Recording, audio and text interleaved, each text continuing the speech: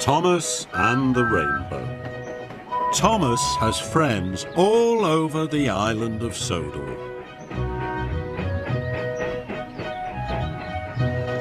Friends at Brendam Docks. And friends at the farmyards. All of the engines are Thomas's friends, and so are all of the children. There had been an overnight summer storm on the island. The Fat Controller came to Tidmouth Sheds. He looked very serious. "A strong wind has blown down the telephone lines," he said. "Thomas, you must take the engineers to fix the telephone lines, or it will cause confusion and delay," he boomed. "Yes, sir," said Thomas, and he puffed away. Thomas arrived at Brendam Docks. The telephone engineers boarded Annie and Clarabel. Then Thomas noticed something in the sky. Thomas thought it was the most beautiful thing he had ever seen. "Look at all those colours, Edward," gasped Thomas. "Red and blue and yellow and green." "That's a rainbow," puffed Edward wisely. "An old story says you'll find something magical at the end of a rainbow." "Something magical?" gasped Thomas. "That sounds wonderful.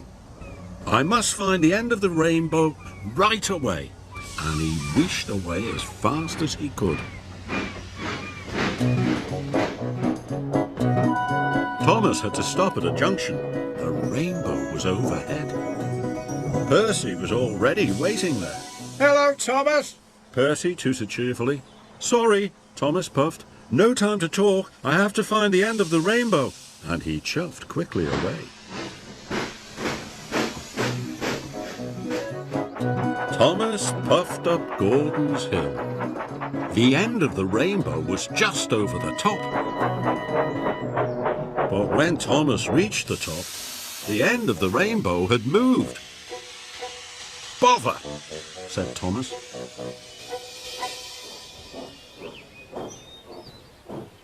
Thomas had to let some engineers off at the bridge.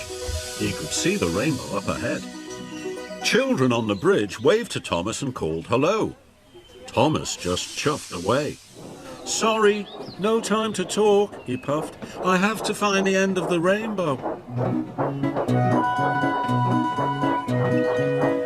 Thomas took the telephone engineers all across the island.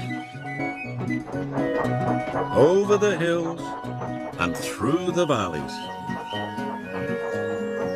All the time he was looking for the end of the rainbow.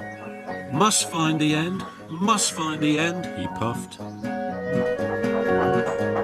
When Thomas passed Henry, Henry asked him for some help. "Sorry," cried Thomas. "I don't have time to stop. I'm looking for the end of the rainbow." But the end of the rainbow was always just around the corner. Finally, Thomas passed Toby. "Slow down, Thomas," Toby cried. "There's something ahead on your tracks." But Thomas wasn't listening. He was sure the end of the rainbow was just around the corner. Then there was trouble. Thomas clipped the telegraph pole and they all came off the tracks. Luckily, no one was hurt. "Cinders and ashes," Thomas cried. Thomas was stuck. His driver couldn't phone for help. The telephone lines were still not working. Then Thomas spotted Percy far away. "Help!" cried Thomas. "Percy, help!" And he whistled as loudly as he could.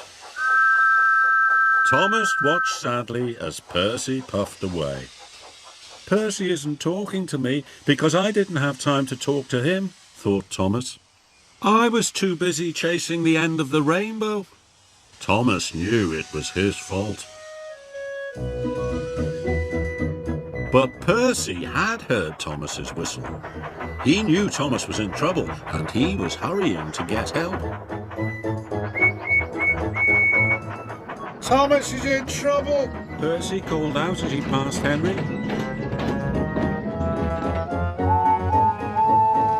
Then Henry told Bertie the bus. And Bertie told the children. The children told James.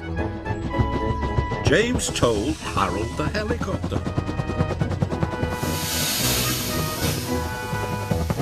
And Harold the helicopter told Harvey. Harvey set off right away. Harvey found Thomas in no time at all. Soon he had them all back on the tracks. "Thank you for rescuing us, Harvey," said Thomas.